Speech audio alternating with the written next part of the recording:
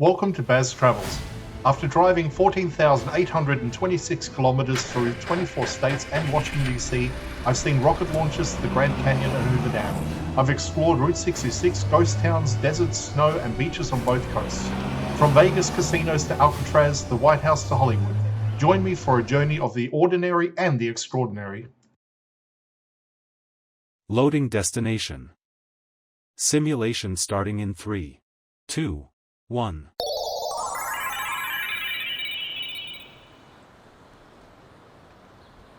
To look around, move your phone or tablet. Click and drag if on a computer or move your head if using a VR headset. Please like and subscribe. Welcome to episode 49.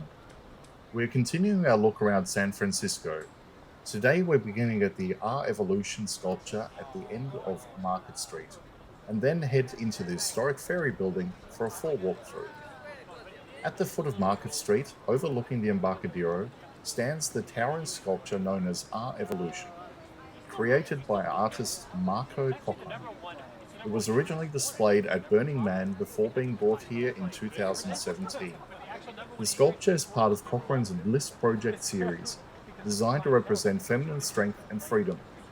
Standing more than 40 feet tall, it depicts a woman in a graceful pose of balance and calm.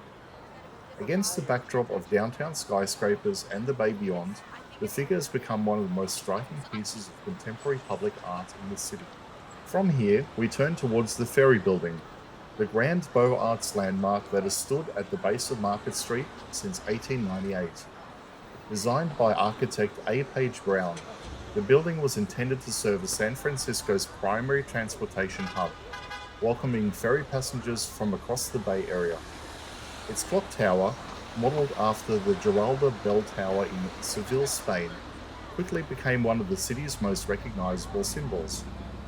Entering the building, you immediately notice the vaulted ceilings and long central nave. For much of the early 20th century, this was one of the busiest transit terminals in the world. Before the construction of the Bay and Golden Gate bridges, ferries were the lifeline of the region, carrying tens of thousands of commuters every day.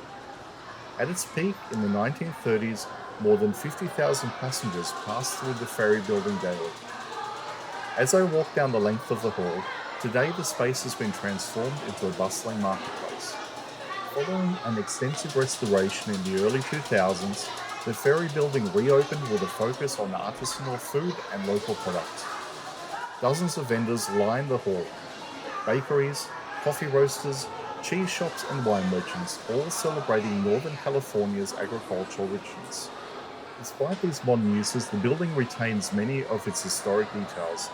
The iron trusses overhead, the original mosaic tiled floors, and of course the ever-present four-faced clock above the tower entrance, all link the present back to more than a century of history. Walking through the Ferry building today is to experience both continuity and change. From the golden age of ferries and regional transportation to its decline in the mid-20th century, and finally to its rebirth as one of San Francisco's most cherished landmarks and gathering spaces.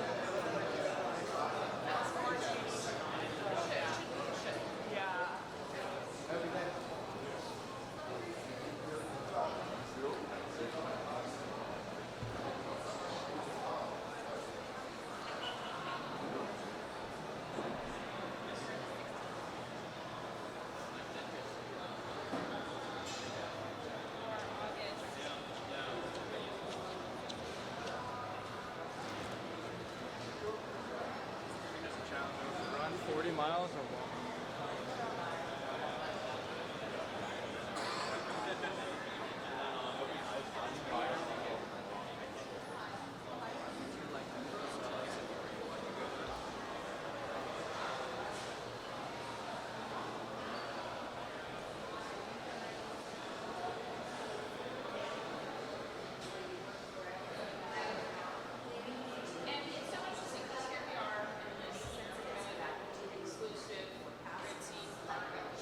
That brings us to the end of today's journey. From the modern R evolution sculpture to the timeless architecture and bustling markets of the Ferry building. Simulation terminated. Please comment, like and subscribe.